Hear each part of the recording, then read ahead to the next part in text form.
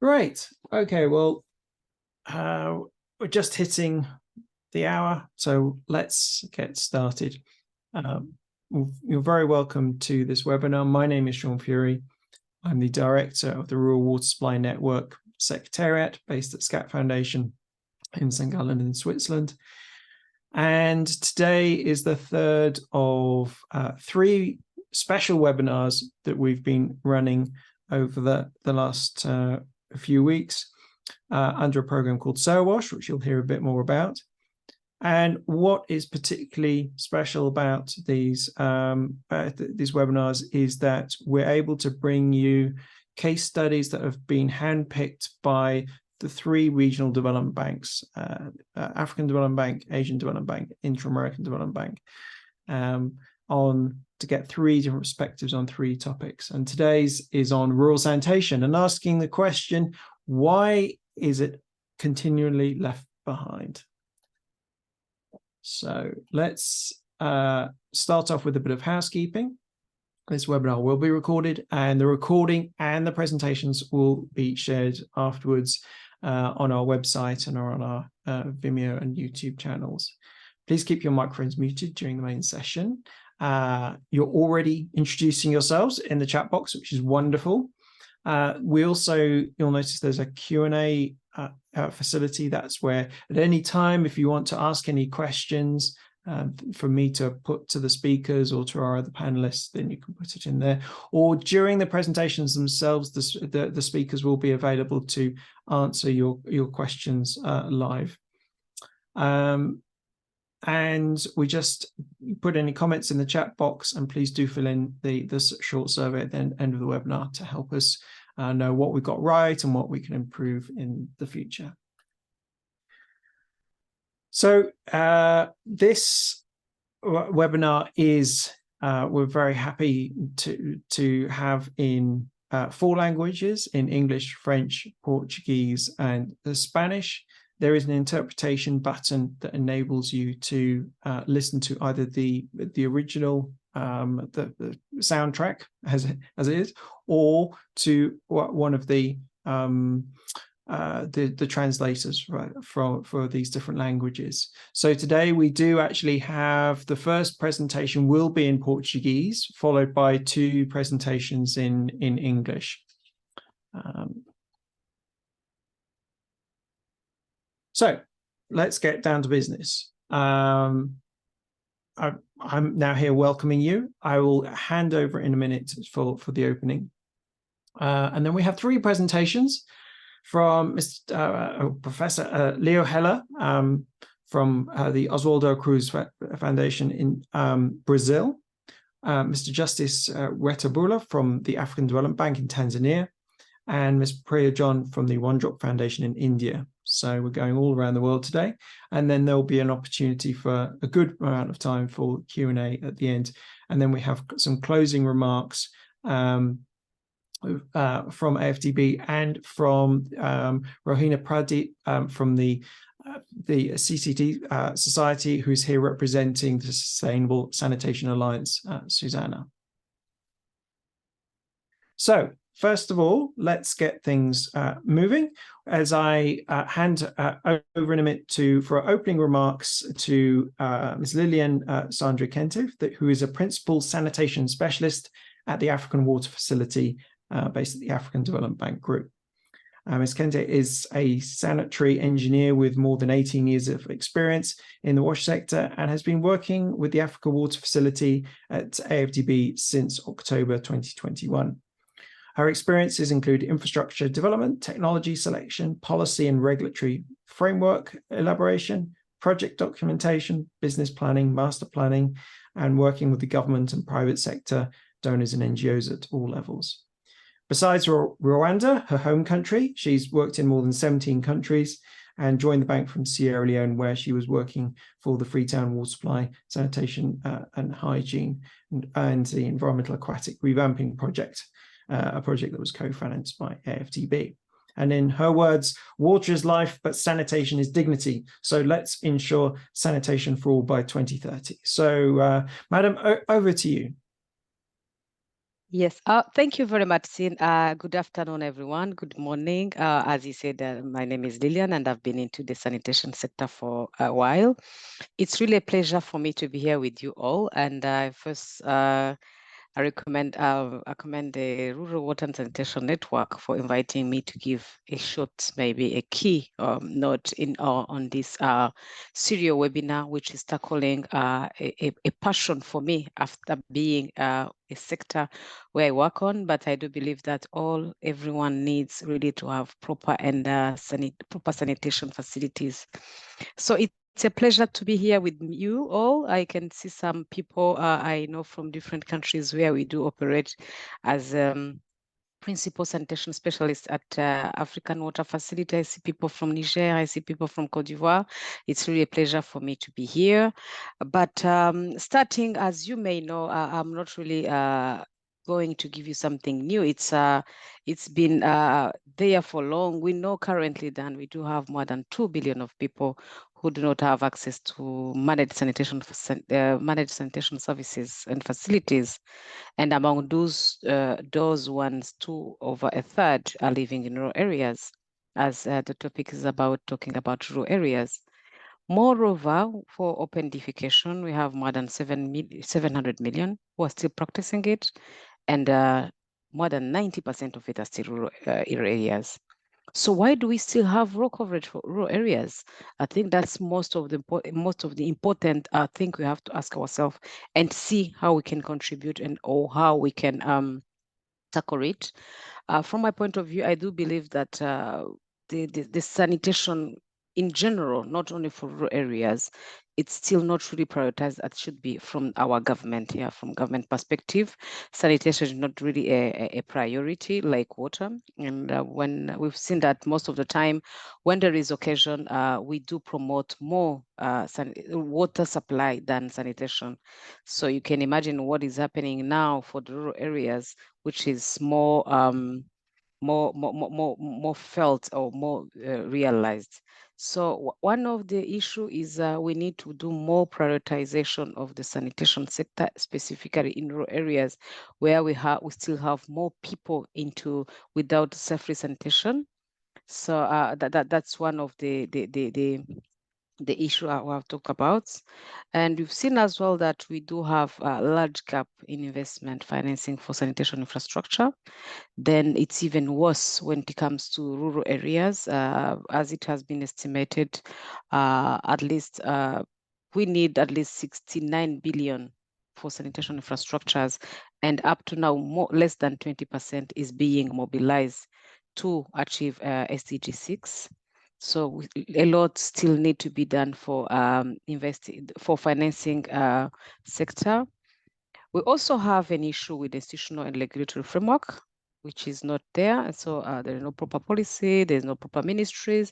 In most of the cases, from the African perspective, we do find that sanitation is scattered all over. Sometimes you may find a small portion into municipalities, another portion is to the Ministry of Health. All these make a chaos and not easily sanitation for rural area being really achieved. And we need as well to look at our institutional and regulatory framework in order to make sure that we at least have something which is capable, which will allow every stakeholder to be aligned with it. Also have the lack of enabling environment. When I'm talking about the lack of enabling environment, here I'm thinking about, as I said, the policy and regulatory framework, but also the financial mechanisms or incentives such as tax alleviation, sanitation, circular economy thought about already, proper planning. All these enabling environment will not allow the next issue, which I'm going to talk about, is innovative financing mechanisms, which we're trying to look at from the bank perspective, not available. So we do need an enabling environment to allow us to really have all other stakeholders, especially the private sector, because when you look at what is required to achieve SDG 6 now, it's not easy. So what can be done? We need to think about some innovative financing mechanisms, and for them, we need really enabling environment to attract private sector to think behind the scene and then check how we can really engage them And by engaging them, we need to set our goals clearly. We need to have priorities, and also start thinking more about citywide inclusive sanitation approach, which is tackling everyone, not leaving anyone behind. So from my perspective, these are the first and main challenges we need to look at if we want to talk about sanitation, rural sanitation, if we want to ensure that our people into rural areas are getting also sanitation. But on that as well, why we are planning, why we are trying to change the wheel the way it is, we have to see as 5 important factors which will help us to now mainly tackle the sanitation in rural areas. That will be the accessibility. How is our sanitation facilities accessible? So that should be one of the priority to make it ensure that the facilities we are providing are easily accessible. We also think about availability. Do we have a sufficient number? So availability is also key for rural sanitation for provision. We also have to think about safety, quality, because most of the time we look at the rural areas, we need to ensure that there is also safety. The quality standard should be also really made, not only for the individual, but on the collective measures or collective infrastructures which are going to be provided. We also have to think about affordability, because most of our rural areas do not really have the required means to afford the available standards in terms of, for instance, like toilets. So not only for that, we also think about like the treatment facilities, emptying services, maintenance. So all these should be really be made affordable for our population for it to be really sustainable. And at the end, which is more important, in the social and cultural acceptability, because open defecation has always said that people do not have toilet, but in most of the cases, we've realized that in some places, they don't feel to have a toilet is important, because they, from the cultural perspective, having a toilet at home, it's not acceptable. So also behavior change should also be coming in and try to make sure that looking into each and every culture, we try to address the problem, but in a more sustainable way, but going through the whole process and system as it is. So basically, once again, thank you very much for being here with us. It's a great opportunity for us to discuss. Those were my few points I wanted us to think about when we are discussing this very important session on sanitation in rural areas. Why is it always left behind? And please feel free if you have some additional question, or if you want to have a private chat. I have provided my my email and my contact for further engagement. Thank you very much and enjoy the session. Great, thank you very much. We're now, that's a really good introduction to today's topic and sets out some of the issues that we're going to be exploring in a bit more detail. Before we do that, I just want to explain a little bit more of the background to these 3 webinars. It's part of a program called SIRWASH, which stands for Sustainable and Innovative Rural Water Sanitation, and I should say hygiene services. And it's a collaboration between the Inter-American Development Bank and the SDC, the Swiss Development Corporation. The rationale behind it is to close the gap on service quality in rural water sanitation and hygiene, and to build capacities and to trying to attract more investment and better quality implementation of rural wash programs. The components of it are around policy, influencing policy and encouraging South-South exchange, around building partnerships and knowledge and capacities, and around fostering innovation. So most of the project is focused in the Latin American Caribbean region, and the 4 main countries are Peru, Bolivia, Brazil, and Haiti. But the part that this is involved in is encouraging exchange between the 3 regions of Latin America, Africa, and Asia, or Asia Pacific. Because one of the things that we see is that although the contexts are very different in many ways, a lot of the same issues come up over and over. So at this global level, we have this kind of strategic engagement to to get that dialogue going. And then at the regional and country level, there's also learning and exchange going, with the aim of making sure that mistakes of the past aren't repeated and that successes are learned from, and where possible adapted to new contexts and are taken up into policy and practice. So I'm now going to move to our first speaker, who I'm very pleased to have on again. We've had Mr. Harris has been with us several times before on RWSN webinars, when he was a UN Special Rapporteur for the human right to safe drinking water and sanitation. So it's always a pleasure. He is a leading researcher at the Oswaldo Cruz Foundation and was previously a full professor at the Federal University of Minas Gerais in Brazil. He has a background in civil engineering and sanitary engineering and a PhD in epidemiology. He has extensive experience in teaching and researching in the fields of public policy and management, as well as environmental health related to water and sanitation, and has supervised more than 70 master's and PhD candidates, and is the author of over 250 books and chapters and articles, including the recent book, Human Rights to Water and Sanitation. So, as mentioned previously, this presentation will be in Portuguese. So please select the interpretation channel that suits you.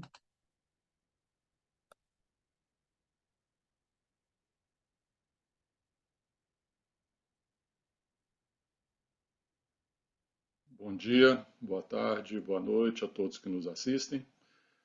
Eu vou apresentar hoje alguns elementos relacionados às desigualdades no setor de água, saneamento e higiene, e procurando situar essa abordagem sobre desigualdades no marco dos direitos humanos à água e ao saneamento. Quero falar um pouco desse marco e mostrar como nós podemos fazer uma leitura dos dados globais sobre o acesso a esses serviços a partir de um ponto de vista das desigualdades. É bastante extensa a literatura que define esses direitos. Eu trouxe a definição sucinta do significado do direito humano ao saneamento. Então, esse direito assegura a todos, sem discriminação, o acesso a serviços que são, ao mesmo tempo, disponíveis, física e culturalmente acessíveis, economicamente acessíveis, seguros, higiênicos e que garantam privacidade e dignidade. Deve-se pensar nesse acesso não apenas no âmbito das moradias, dos domicílios, mas também em outras esferas da vida, como escolas, hospitais, instalações carcerárias, né? E eu chamaria muito atenção para espaços públicos, né? Cada vez mais sentida a necessidade de assegurar esse serviço em espaços públicos, tanto para pessoas que vivem nas ruas, quanto para as que trabalham nas ruas, as que transitam pelas ruas, né? É muito importante também, além daquelas definições que tradicionalmente têm sido tratadas como o conteúdo normativo do direito ao saneamento, é importante articular aquele conteúdo com os chamados princípios dos direitos humanos. E o princípio mais chave, mais fundamental, mais fundante, eu diria, dos direitos humanos é exatamente o princípio da igualdade e não discriminação, que é muito bem definido no artigo 1º da Declaração Universal dos Direitos Humanos, ao dizer que todos são iguais perante a lei, fala em proibição de tratamento arbitrário diferenciado e fala em necessidades a serem atendidas de forma igualitária, né? Então, essa é a base para se pensar no acesso à água e ao saneamento a partir de um padrão de igualdade que, infelizmente, não é a principal marca, eu vou mostrar isso nos slides seguintes, né, do acesso aos serviços em várias partes do mundo, né. Outros princípios são igualmente importantes: a participação e a inclusão, a accountability, responsabilização e a realização progressiva utilizando o máximo dos recursos disponíveis. É interessante articular esses conceitos com os ODS, os Objetivos de Desenvolvimento Sustentável, né, tanto na meta 6.1 quanto na meta 6.2, a primeira delas relacionada à água, a segunda relacionada a vários elementos que vão ser contemplados na linguagem dessas duas metas. Tanto a monitoramento, se não conseguir enxergar o padrão de igualdade ou desigualdade no acesso aos serviços, né? Aqui, isso vem do último relatório do JMP, Joint Monitoring Program, da OMS e Unicef, mostrando que nós teremos ainda um longo caminho a percorrer entre 2022 e 2030, se quisermos atingir a meta nas várias partes do mundo, mas aqui chama a atenção de que nos países mais pobres, menos desenvolvidos, a taxa de aumento do ritmo de crescimento desse acesso é muito maior, né? Nesse caso, em água, 6 vezes, em saneamento, 13 vezes, em higiene, 16 vezes, maior do que em países com níveis superiores de desenvolvimento, segundo os padrões, os agrupamentos das Nações Unidas. Então, aqui já há uma primeira mostra, né, de como desigual é o acesso aos serviços, nesse caso, considerando o nível de desenvolvimento do país.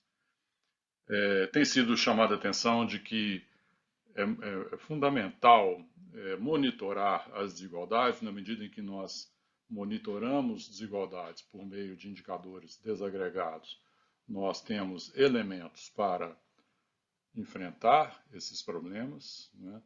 Então, é necessário, entre outros aspectos, desagregar por meio de quintis de renda, de elementos geográficos, por exemplo, comparando urbano-rural, comparando a realidade intra-urbana,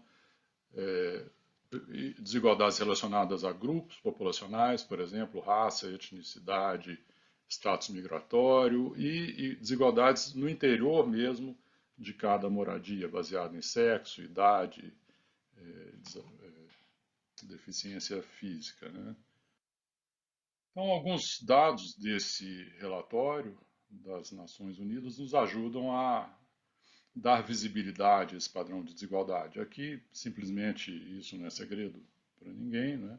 Mostrando a desigualdade entre países, né? Mostrando que países da América do Norte, Europa, Austrália, Japão, têm um nível de acesso aqui, esse mapa especificamente, sobre serviços de saneamento gerenciados de forma segura, então muito maior do que países localizados na América do Sul e Central, né, América Latina em geral, Chile é uma exceção, a África subsaariana, partes da Ásia, etc. Então, aqui mostrando o gap do acesso quando nós consideramos os quintis de renda, né? Então, em todos os países, os mais ricos têm um acesso muito maior do que os mais pobres, e esses valores podem ser extremamente elevados, né? Em grande parte dos países mais do que 40 pontos percentuais, mas em vários outros muito acima disso.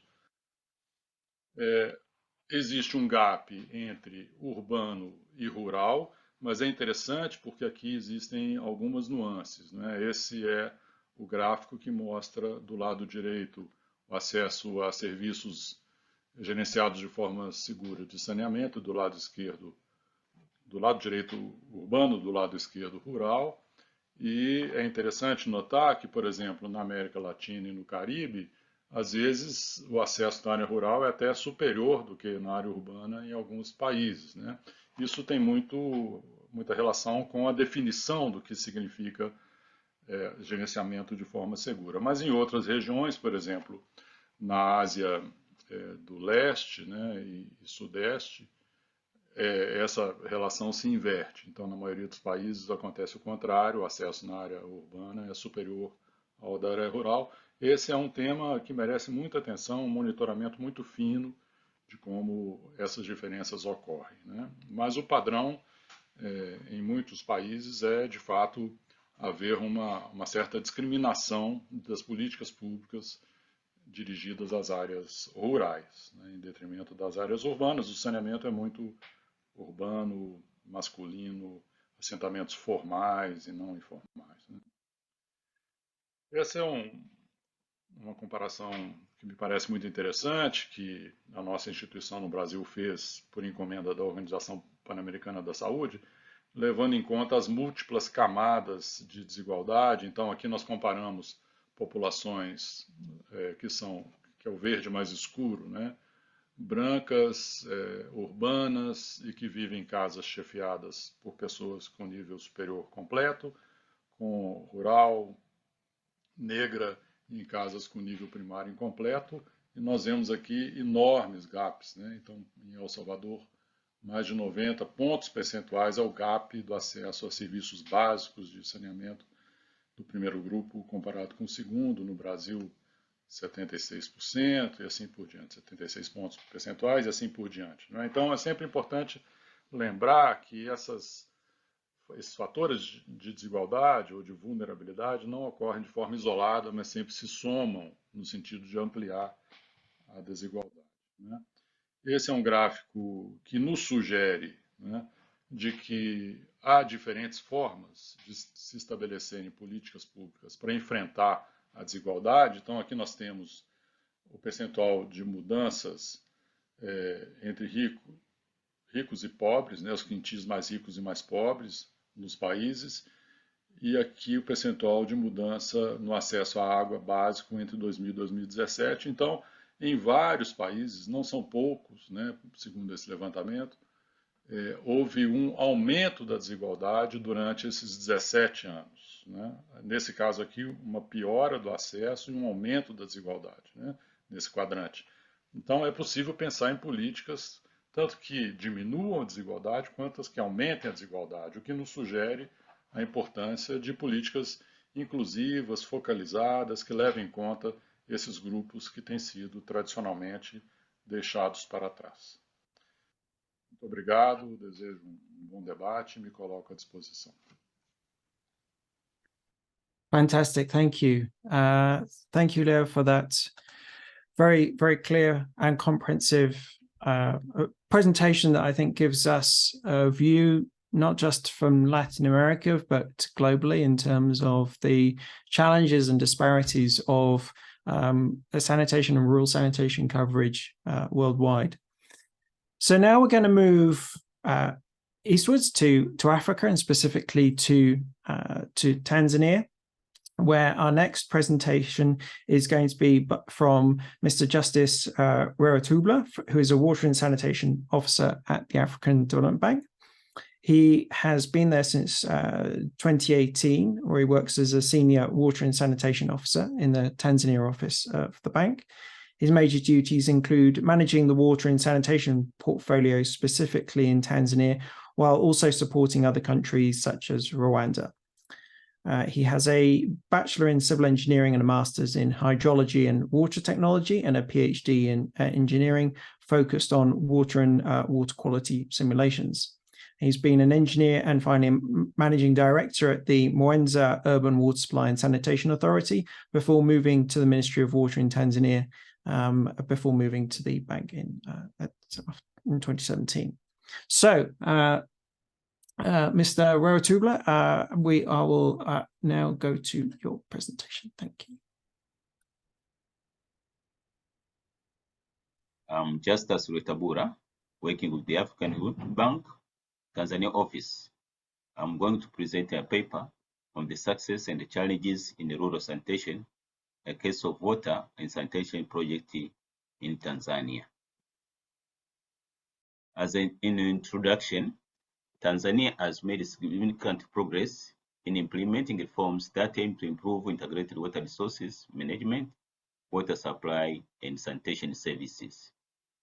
The target by 2025 is to increase water coverage to 85% in the rural and 95% in the urban.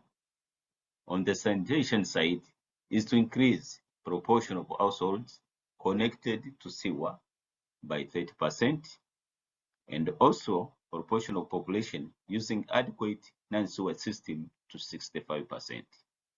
All these activities are being done under Water Sector Development Program, which was established in 2007.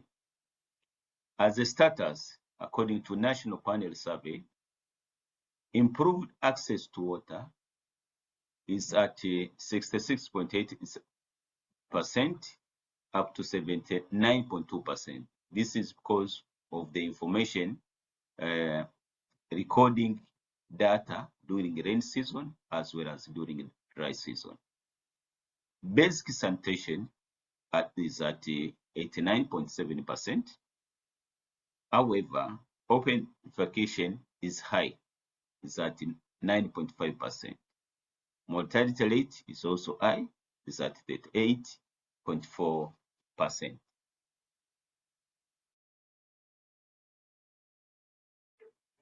The project we are talking about is called Arusha Sustainable Urban Water and Sanitation Project, with the main objective is to improve health and social well-being of the residents of the Arusha city and parts of Arumeru district of about 440,000 people. This information is over 2014. Through improved access to adequate, clean, and safe water and sanitation services. The components are sanitation infrastructure and service improvement, water supply infrastructure and service improvement, institution support, and project delivery. The scope is to increase production capacity up to 200,000 meter cubed a day, improve water and sanitation systems, expand, rehabilitate water and wastewater network and treatment plants, increase water and wastewater customer connections. As you can see in the figure, Arusha city is in this part as an urban area, but outside of it, this is a rural part. This is the project where it's being implemented. Activities under the project include water supply development, rehabilitation and the expansion of wastewater infrastructure, sanitation and hygiene promotion at schools, rehabilitation and expansion of water infrastructure, institution strengthening, and the capacity building. The figure, this one, it shows the water and the sewer network systems within Arusha city and a part of the rural area. As you can see, this area is mainly for rural part.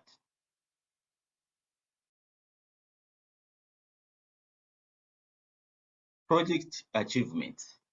Water supply achievement in rural areas. In 2014, water supply services was at 44%, but mainly covering urban area. After the project implementation, the water coverage has increased to 99%, of which the 20% covers the rural part.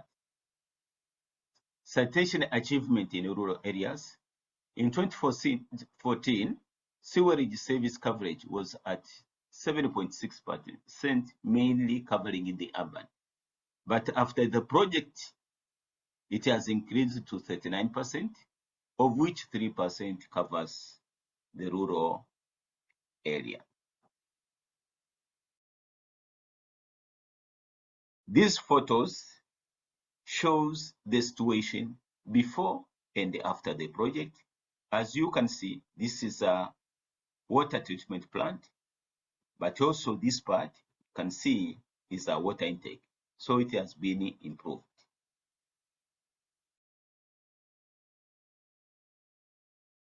Before I talk to challenges or areas where we are lagging behind, I would like to inform you about the institutions which are responsible for providing water and sanitation services.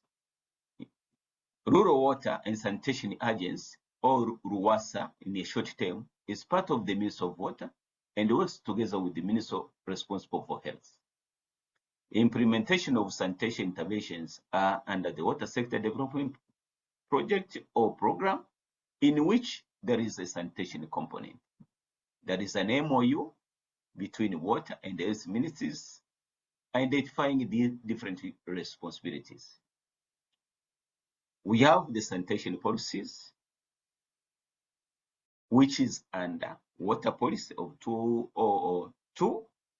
Another one is under health of 2007. Enforcement of existing policies and instruments for sanitation, I would say, is still weak. Areas where we are lagging behind, there are many, but I'm going to mention the few. The first one, lack of political will. You find most of the politicians are more interested in water infrastructure rather than sanitation infrastructure. But also there is cultural beliefs, especially in the rural part. In Tanzania, you may find some ladies who are pregnant, they don't like to go to the toilet, thinking that they can meet a snake within the hole, or they think that they can deliver a baby within a hole, or there are some people who come and collect the waste for their own interest. Another one is limited financial resources. According to ICA report, in 2018, there was a gap of 40 billion USD. So you can see this is a lot of money. It means that we need more resources to cover water and sanitation infrastructure. Another one is inadequate policies, regulation institutions, but also reinforcement, and many others. As a remedy measure, we need to enhance awareness to the community, starting from the lower level up to the higher level, especially for the decision maker. Coming up with the examples showing the side effect of having poor sanitation, but at the same time, even showing some profits of having proper sanitation. Another one is sanitation infrastructure investment and income generating technological options. In the rural part, there is so many technological options which can be applied that are more economical, user friendly, environmental friendly, but also easy in terms of operation and maintenance. Collaboration with the private sector in the providing services, this will reduce financing gap, but at the same time, private sector, they can come up with innovative solutions. Another one is to look at developing or reviewing policies and regulations, but at the same time, reinforcing all regulations, laws, and policies, and many others as is being highlighted on my slide.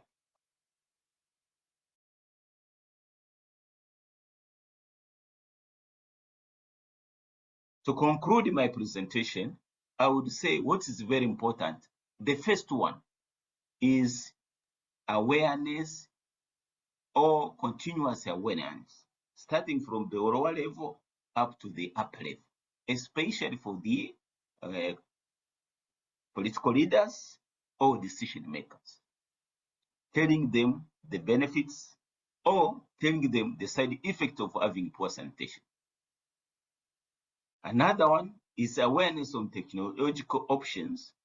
Most of the people, they think that sewer system is the only solution, while we have many others like improve the latrines, or nowadays we have the so-called DWATs, which are being applied in several areas, and many others. Another one, strengthening of the enabling environment conducive to private sector involvement. As I said before, private sector, they can come up with the innovative solutions, but also mobilizing more resources for water and sanitation infrastructure. With those few words, I would like to end my presentation. And lastly, let me say thank you. Fantastic. Thank you. Very, very clear presentation and lots to think about there, both in terms of the challenges being faced across Tanzania, but also some of the solutions that are being trialed and some ideas to explore further.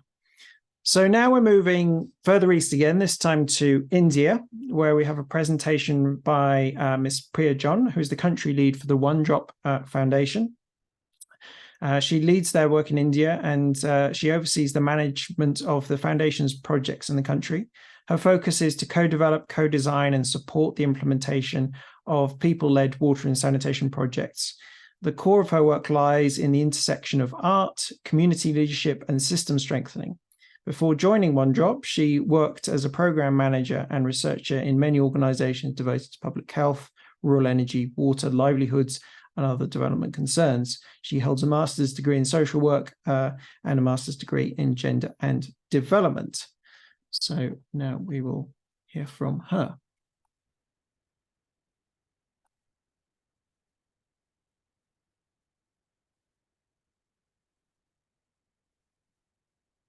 Hello everyone. I'm Priya John, country lead for the One Drop Foundation in India. Today I'll delve into the power of art, storytelling and folklore, and One Drop's experience of combining two radically different worlds, one of storytelling and oral traditions, and the other of rural sanitation in India.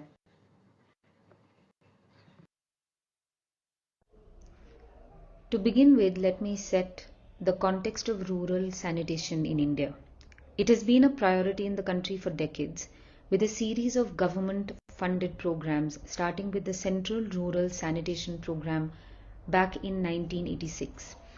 In 2014, Swachh Bharat Mission or Clean India Mission was launched with the aim to make India open defecation free by 2019. According to government records, this aim was successfully achieved as planned. Government data suggests rural sanitation coverage improved from 39% to 100%. Now in the graph, government's commitment to rural sanitation is seen in the funds allocated over the years, peaking in 2018-19 with over $2,700 million. Now this was at the height of the rate of constructions across the country. After 2019, phase 2 of the mission commenced. With construction support limited to households that were left behind in phase 1, the fund allocations for phase 2 see a reduction of 60 to 70%. Phase 2 of the mission aims to build on the successes of phase 1.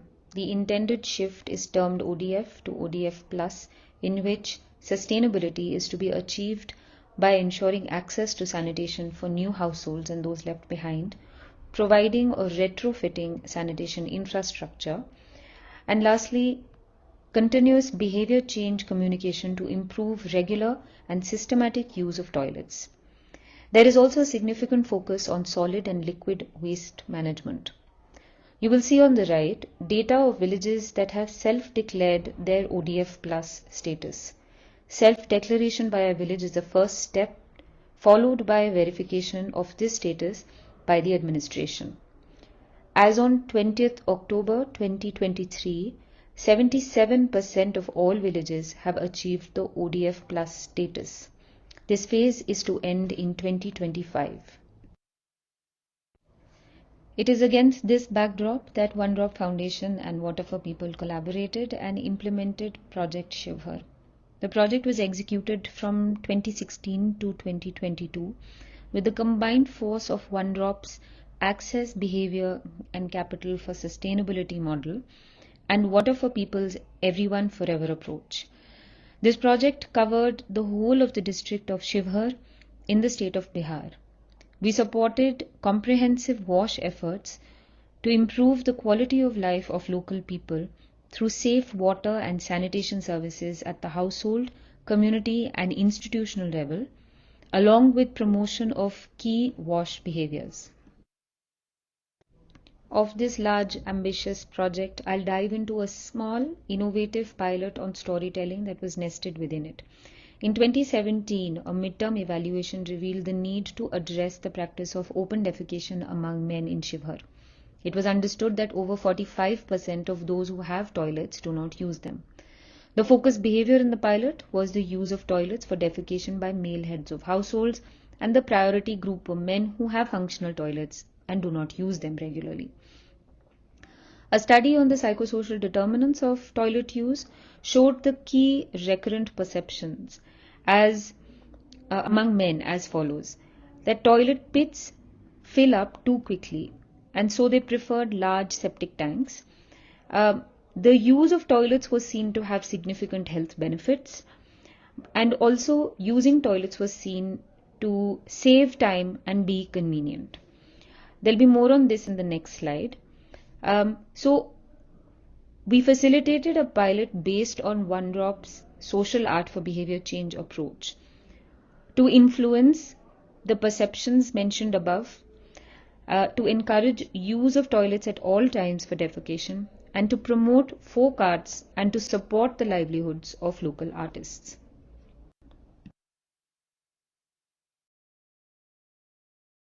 To work on a behavior, it is essential to understand the key access-related concerns along with the psychological and social issues that enable or discourage the practice of a behavior.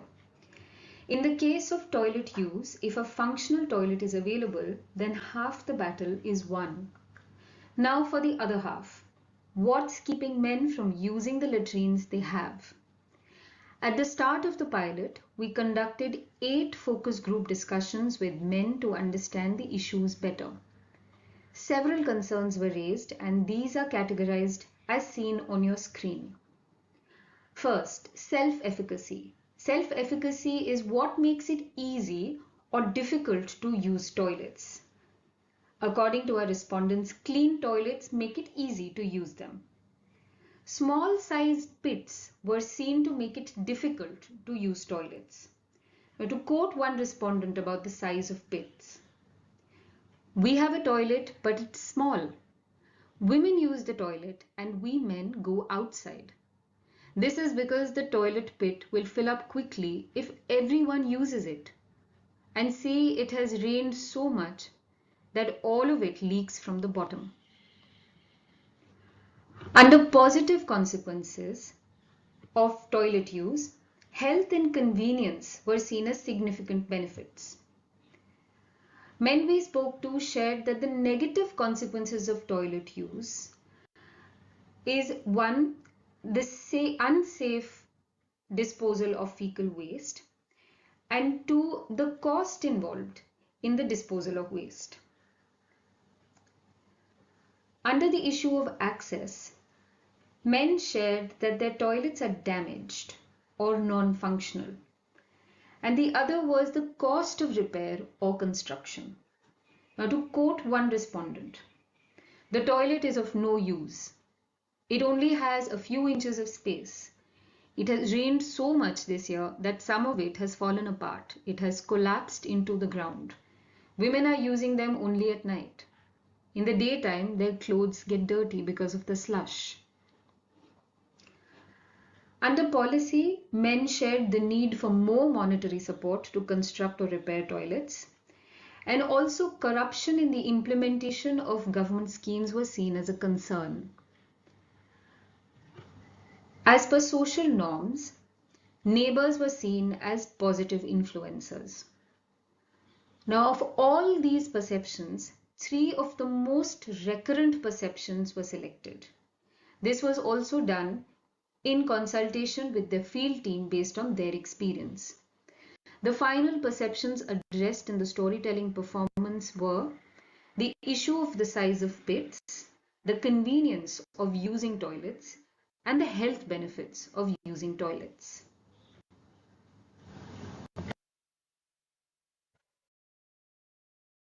Social Art for Behavior Change, One Drop Foundation's unique approach is centered on people's participation and agency through art.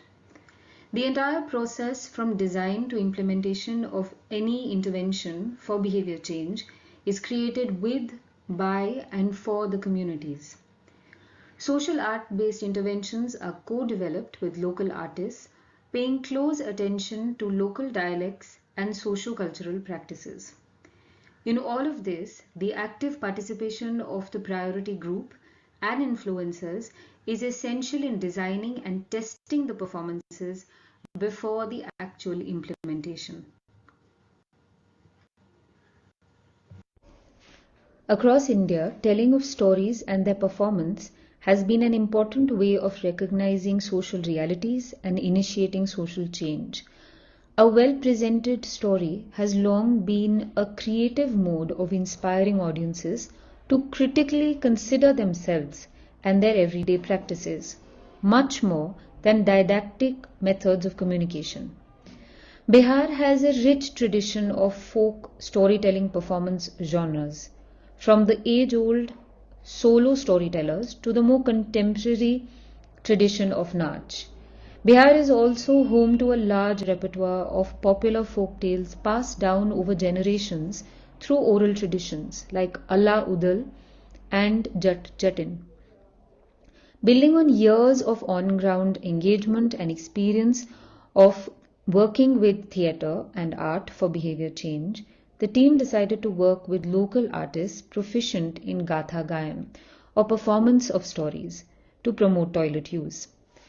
After consulting village elders, artists and even young people, the folk tale of Natwa Dayal was selected. It is a local legend about Natwa Dayal, who fought against the curses of Bahura Godin by gaining knowledge. The story, performed in the local Bajika dialect, is said to be over 450 years old. Now, toilet use is obviously not a part of the 450-year-old story. It had to be carefully integrated into the folktale without compromising the oral tradition. Now, this was achieved with the involvement of the artists, who showed us what is possible in terms of integrating the theme of toilet use in the story. One crucial change in the folklore was the introduction of open defecation as a point of conflict in the drama. A short glimpse of the performance follows.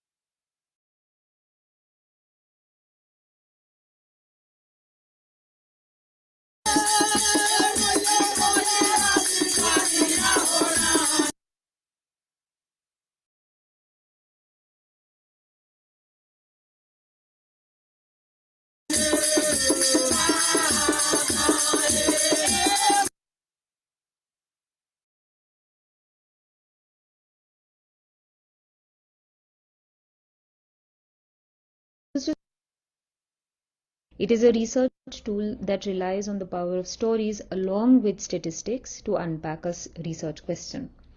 We interviewed 261 priority group members after they attended a performance to understand the immediate effect of the performance. We have promising results from the study. 85% of the men who participated in the study shared their willingness to increase their use of toilets after attending the performance. Nearly 82% of the respondents used their household toilets only occasionally for defecation. After attending the performance, 81% of the men showed a willingness to use their toilets on a daily basis.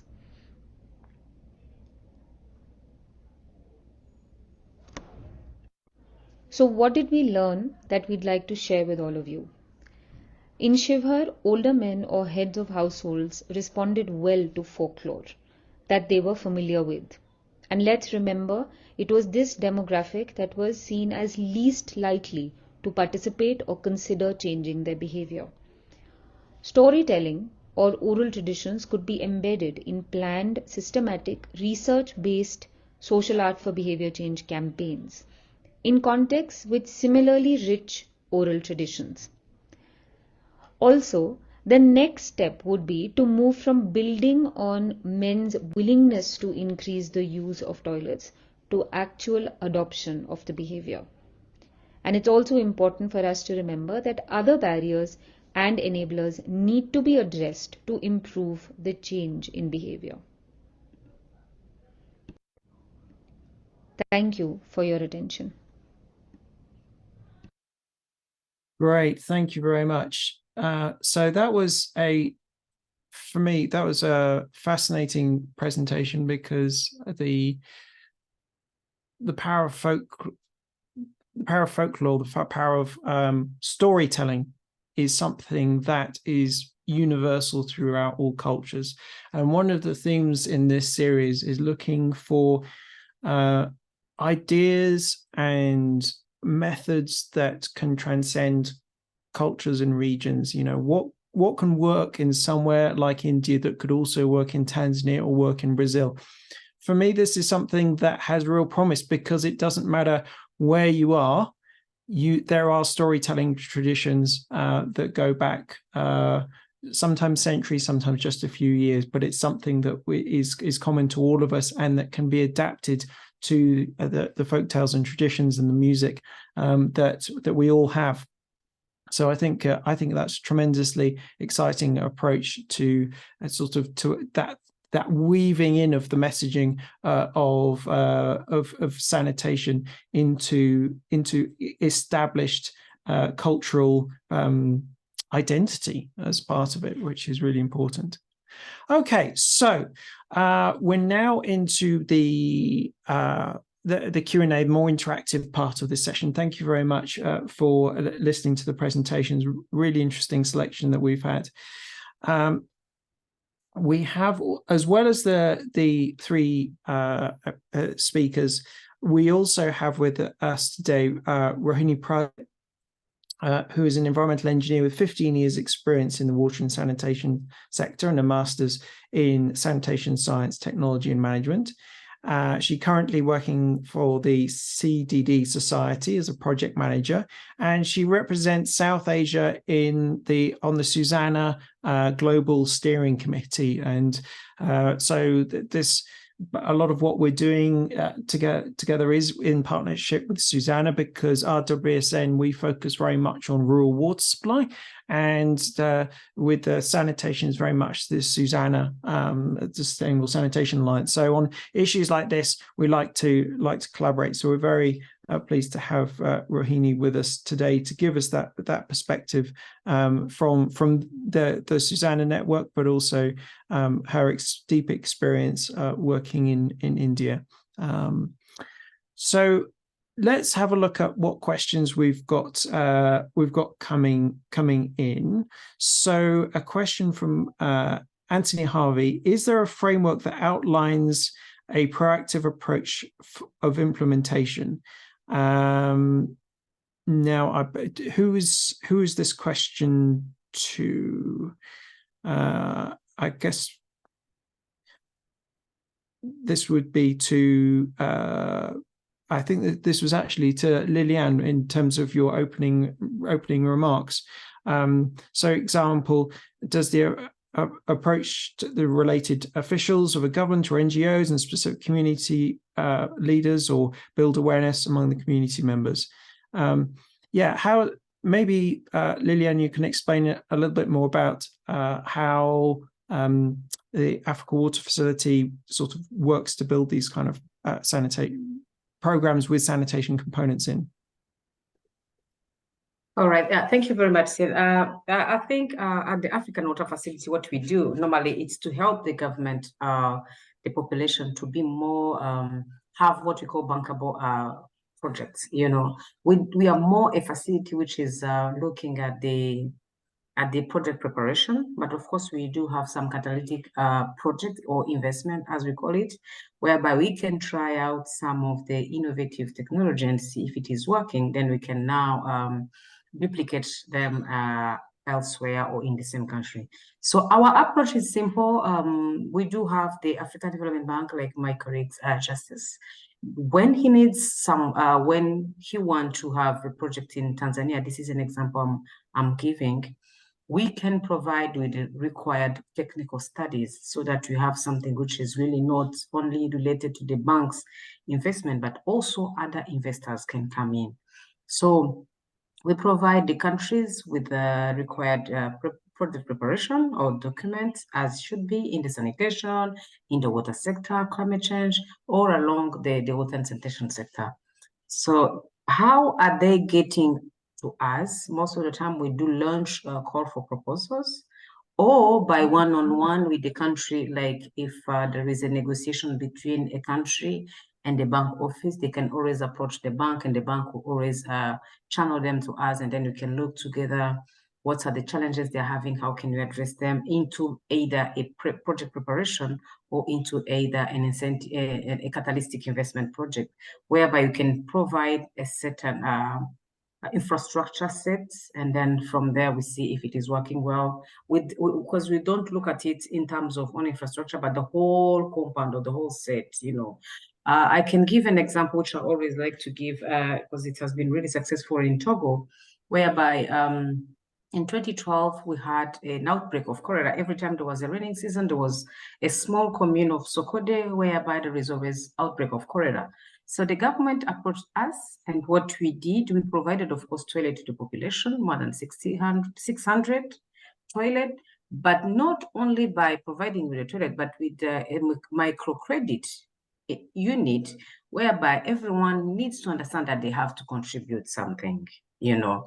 So the population was contributing up to 10% of the whole cost involving having the toilet, plus the construction side of it. And then with that money, that 10% can then be put in the microcredit, which is going to help to tackle someone else, and so on. So that had helped not only to change their mentality that they need also to contribute, but also to take it as their own product, their own toilet. It has helped, and then because of the outbreak which was there, we had to include again women. The women participation in that project was very, very felt, and because of they were the first to really get into issues when there was no during the cholera. They are the ones who have to get, the kids were sick, the husband, so all the burden was on them. So involving them at earlier helped us to really get a lot of people involved in the project, and it was run well. We didn't stop there. That was the first part of the content, the sanitation part. We then even provided to the city, the small city, a fecal sludge treatment plant. As we saw that the women were doing well, we empowered them with techniques and capacity to run by themselves the fecal sludge treatment plant, which was provided.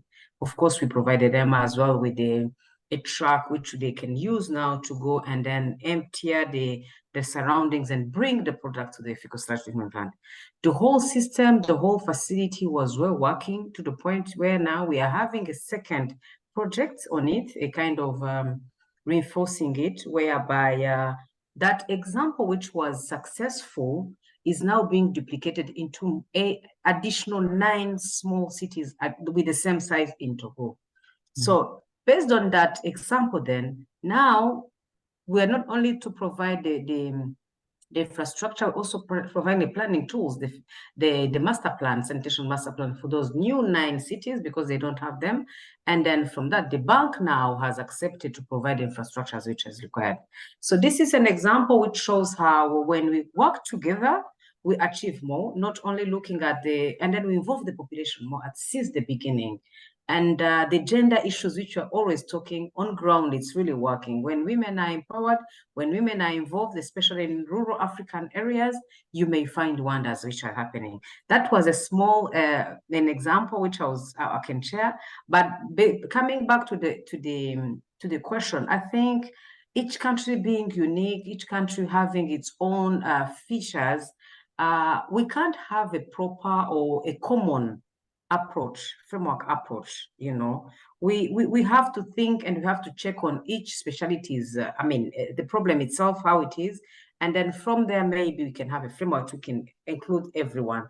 So what's happening in India may work in Bangladesh but may not work in Rwanda, or may not work in Cote d'Ivoire or in Ghana. So the uniquity of each population, of each region, will determine and will require us to think more based on the framework which may be available and have something which is unique and proper to each side. Thank you once again. Yeah. Thank you. Thank you. Really good insights there. Thank you. Okay, so we have another question that's come in. Overall, I note that funding problems are a major issue in developing countries and are holding back the drive to push WASH to a high level. However, the education component should not be neglected. I think it's a key element because the educated person will only defecate in the open in extreme cases. I'd like to know whether in the various projects presented in Brazil and Tanzania, there is any funding to increase the education rate outside of WASH projects, and if so, what is the impact?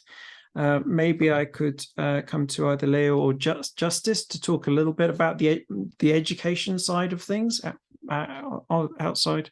Yeah. Leo, please go ahead. Ok. A pergunta é muito interessante. Até onde eu sei, no Brasil, em alguns momentos, havia uma parcela do recurso para implementação de obras destinado a campanhas de educação, mobilização, mudança de comportamento, behavior change. Mas eu não estou seguro se isso foi efetivo, se foi eficiente. Não é apenas uma questão de alocação de recursos, mas eu penso que é uma questão principalmente metodológica. E eu queria dizer que eu fiquei muito bem impressionado com a apresentação da Índia, mobilizando artistas, contação de histórias. Me parece muito importante mobilizar técnicas, metodologias que, de fato, atinjam as pessoas, e não que sejam procedimentos muito formais, burocráticos, uma cartilha, um curso, uma palestra. Isso tem se mostrado muito ineficiente. E eu queria destacar a importância desse lado das intervenções, tanto no saneamento e água urbanos quanto rurais. Eu, como relator especial das Nações Unidas, tive a oportunidade de fazer uma visita à Índia. Eu fiz uma avaliação do cumprimento dos direitos humanos no país em 2019, se eu não estou enganado, 18 ou 19. E evidentemente, o que mais apareceu nas conversas foi o Swachh Bharat Mission, um programa que visa eliminar a defecação a céu aberto, que é um programa fantástico, não há dúvida, muito ambicioso, porque o número de pessoas que defecavam ainda a céu aberto e que precisariam ainda sair desse hábito era enorme, enorme, continental. E o que eu notei é que, embora fosse um programa muito bem intencionado, ele tinha muitas dificuldades, muitas distorções, como foi mostrado nessa apresentação. E a principal delas é o uso das instalações. Não basta instalar. É muito importante que as populações mudem seus hábitos e passem a usar. Há problemas também, a meu ver, de muita padronização da tecnologia. A mesma solução tecnológica aplicada a quase 1 bilhão, a centenas de milhões de pessoas, com diferentes situações culturais, demográficas, geográficas. Sabemos que a Índia, além de muito grande, é muito diversa, não é? A mesma solução, né, o tipo de fossa dupla, não necessariamente é a solução mais adequada para todos os lugares. Então, essa combinação entre a tecnologia apropriada, né, e o trabalho junto à comunidade, como a pergunta levanta, no sentido de que as pessoas, de fato, se apropriem dessa tecnologia, me parece o tema crucial, o ponto crítico mesmo das políticas de implementação de saneamento nas áreas rurais. Super, thank you very much. Turning to Justice on this, the same question, where the role of education, maybe arts and culture in terms of behavior change, is that something that the programs you've been involved in, do they engage on that side of things? Thank you very much. What I would like to say, first, I would like to talk as a financing institution, because we have the African Development Bank, we are financing institution. Whenever we receive a request, let's say from the government or from the private sector, we encourage them to include the component of awareness, especially on the sanitation side, because we know that this is an area where we are lagging behind. Giving a simple example, for us, like the one of Arusha, we are the component on that. But even my colleague who are working on the education side, whenever the bank supports education project, it means they include one of the components includes the awareness to the community. But getting back to the country in general, we have this the Ministry of Health. They nowadays they have awareness campaign on the sanitation issue. They call it Nyumba ni Choo. This is a Swahili language, meaning that if you want to have a house, you should have a good toilet at your home, because most of the people, they prefer to start building a good house without starting building a good toilet. So we have so many approaches, but indeed, we as the Development Bank, we encourage the government and the other communities to include the sanitation component so that it can be part of the funding. Thank you. Great, thank you. I'd like to turn to Priya and just ask you, I guess, a bit more about this educational and cultural side, and whether you think there is much transferability to other countries, other cultures. Could it be used in Brazil or Tanzania? Does One Drop have any experience of taking this approach of engaging on these sanitation issues with rural communities and in other contexts? Yes, absolutely. In fact, One Drop works in Africa and Latin America, and we have found similar results while working with local art forms and artists on rural sanitation issues, and also, of course, on sustainable water supply concerns. So absolutely, we have found, but at the same time, as I shared in the presentation, it is also important if you're working with oral traditions specifically, and you have to firstly identify which is the group that you want to work with, and what specific folklore or art form would appeal to them. With the older men in Bihar, in Shivhar specifically, they found that they were familiar with this story. It's not as if this was the first time they were watching this. This was not the first time that they attended such a performance. They knew the story by heart from the beginning to the end.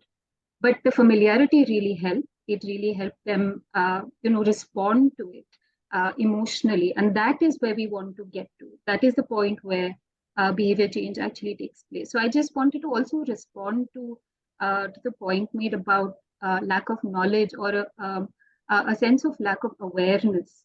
Behavior change, very often it's said that we need to work on awareness generation, but we know that knowledge is not really what gets people to change their behavior.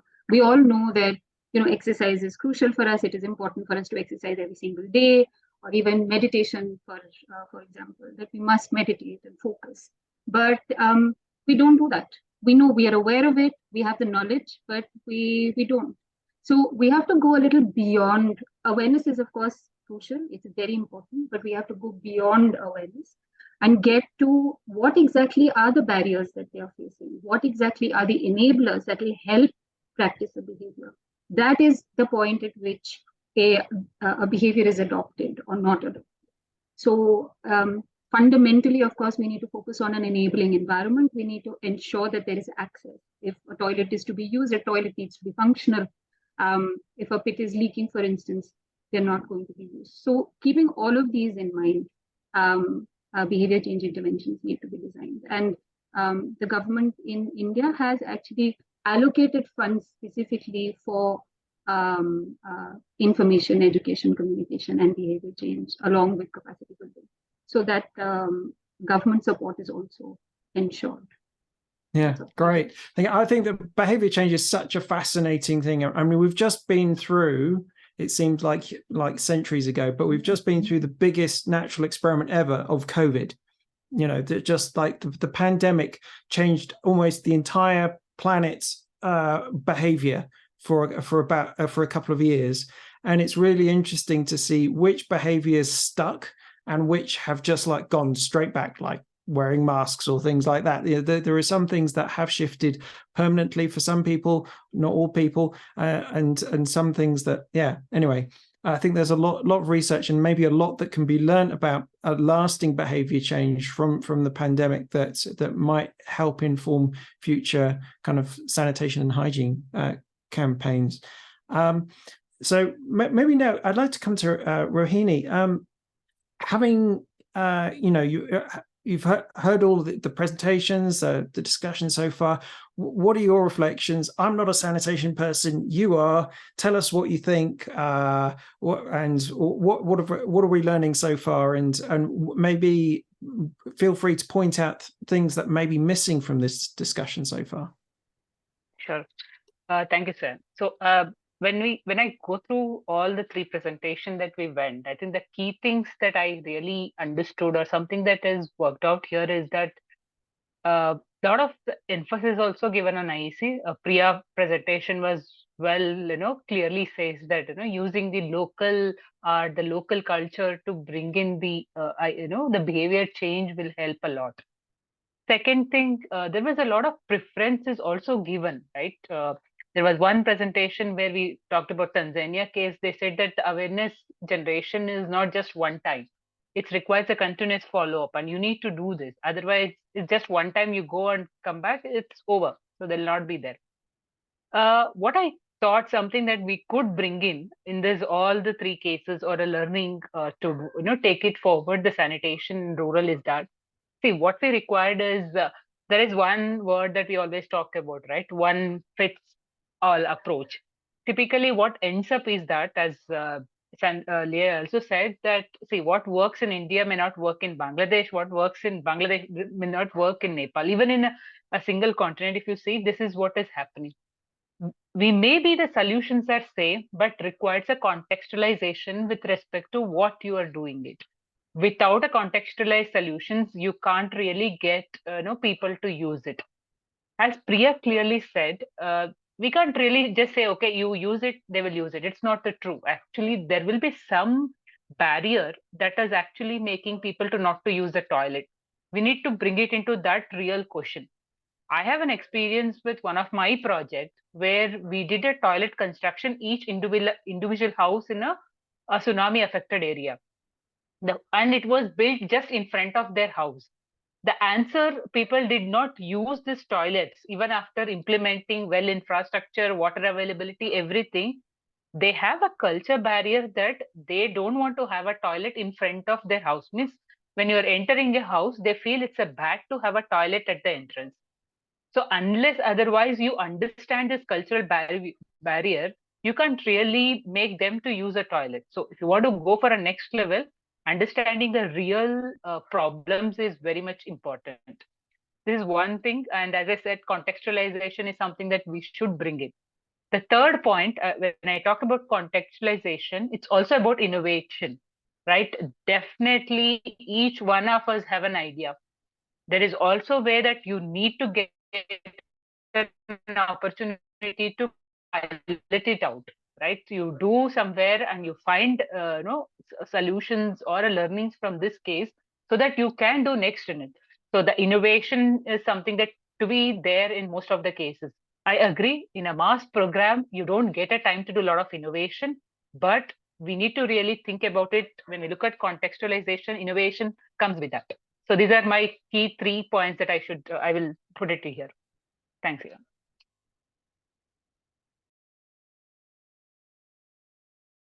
Thank you, Rohini. That's really great. I think I'd just like to come back to the original question that we posed at the beginning of this webinar about why rural sanitation. Why is it being left behind, and how can we change that? Because sanitation is talked about more, but it's still lagging behind water generally. But then you see a lot of the activity is a lot around urban sanitation. That's really important.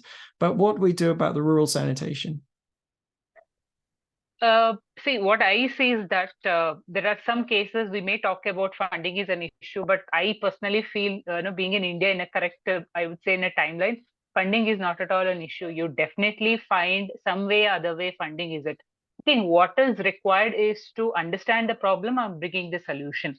My point of contextualization, understanding the barriers are very important. If that is not done, you can't take the sanitation to the next level. You need that specific solutions that is actually solving the problem. You can't have one solution for everything. You need this very clear understanding of the problem and then bring in it. Definitely IEC plays a very major role, but that is not one-time job. It's a continuous process. By doing all these things only, you'll be able to take it to the next level. Otherwise, it will be just, okay, there were some funds we implemented. It's become like a big, what we call it as a white elephant, which will be, staying there for a quite long time. This is what I see as something that's required. Super. Thank you very much. Right, so we're starting to come to an end now. So I'm going to go through come back to our speakers and just with some final wrap-up reflections, really, and asking the question, I think, to all the same one: rural sanitation. Why is it being left behind, and how do we change that? So maybe if I can come to Leo first, and maybe if you could reflect possibly on what's happening in Brazil. I mean, is there anything that you've heard today from, say, Tanzania or India that is relevant or to the Brazilian experience, or is it just very, very different?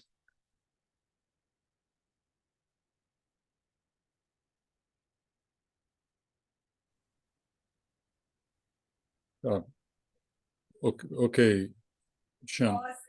Bom, não é muito fácil responder por que o saneamento rural está atrasado. Eu diria que a área rural está atrasada em relação às áreas urbanas. Me parece que esse é o principal ponto de corte, urbano-rural. E no rural, evidentemente, saneamento mais atrasado do que água. Mas me parece que o grande dilema, não é como realmente redirecionar o foco para as áreas rurais, né? Eu posso dar o exemplo do Brasil, né? Como você perguntou. No Brasil nunca houve um programa específico para as áreas rurais, para água e saneamento em áreas rurais, né? As políticas de água e saneamento no Brasil sempre foram orientadas para as áreas urbanas, né? Nós tivemos um programa muito, muito tímido no início dos anos 1990, que durou 2 anos, né? E que implantou algumas experiências piloto, não passou disso, né? E, mais recentemente, em 2010, foi elaborado um plano nacional para água e saneamento, um plano nacional para o país. E esse plano nacional previu 3 programas, né? E um desses 3 programas foi exatamente um programa para as áreas rurais. Posteriormente, esse programa foi detalhado, ele foi desenvolvido, né? Hoje ele está formulado, mas não está implementado. Existem muitas poucas iniciativas ainda, né, para a implementação de um programa para as áreas rurais. E nós temos a perfeita convicção de que, se não houver um programa especificamente dirigido para as áreas rurais, esse gap não diminuirá. As áreas rurais, né, como todos sabemos, têm características muito próprias e muito distintas das áreas urbanas, né? Do ponto de vista cultural, demográfico, as atividades produtivas das populações que vivem nas áreas rurais são diferentes do que nas áreas urbanas. Isso leva a se pensar diferentemente as tecnologias, a pensar diferentemente a gestão, né? A gestão de água e saneamento nas áreas rurais não deve ser simplesmente uma transposição dos modelos de gestão das áreas urbanas, né? A visão de como arrecadar, né, tarifas, arrecadação para manter o sistema não é o mesmo. As populações, em geral, têm mais baixa capacidade de pagamento. Isso tudo deve ser levado em conta, não é? Eu concluiria, Shin, e é uma obrigação minha, chamando atenção para o marco dos direitos humanos, né? Eu sempre tenho propagado isso. Se nós colocarmos à frente de todas as nossas políticas para água e saneamento, de nossas reflexões, o marco dos direitos humanos, água e saneamento, eu penso que algumas coisas podem mudar de forma mais estrutural, né? Sobretudo o tema da desigualdade e discriminação, que é uma marca tão triste desse nosso setor. Obrigado. Great, thank you. Sorry to, so really tackling those structural issues, those structural, discrepancies between urban and rural and many other forms of discrimination that are going on. Okay, so very, very quickly, like one sentence each. So Justice, I'm going to come to you. Like, okay, so how do we do more on rural sanitation? Yeah, thank you very much. Let me highlight some areas of which we need to put more emphasis. As I said before, rural sanitation is lagging behind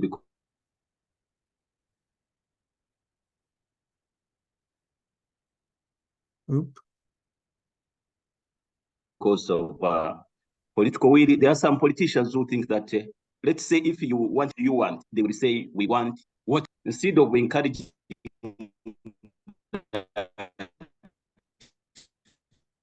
we should have they normally want to have water first and then later on, especially we need to encourage the connection should encourage more, both, not only water supply. But another area, as I was saying, cultural beliefs. So in this area, we need